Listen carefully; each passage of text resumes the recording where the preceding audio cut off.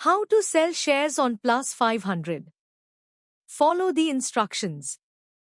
Log into your Plus500 account using the app or website.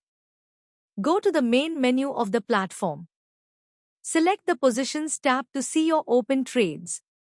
Find the share you want to sell from the list of open positions. Click on the share to open the trade details. Tap the Close button to begin the selling process. Choose how many shares you want to sell or select all to sell everything. Review the current market price and the total value of the position. Check any stop loss or take profit settings if you have them. Confirm that you are ready to close the position. Click the Confirm or Close Position button to complete the sale.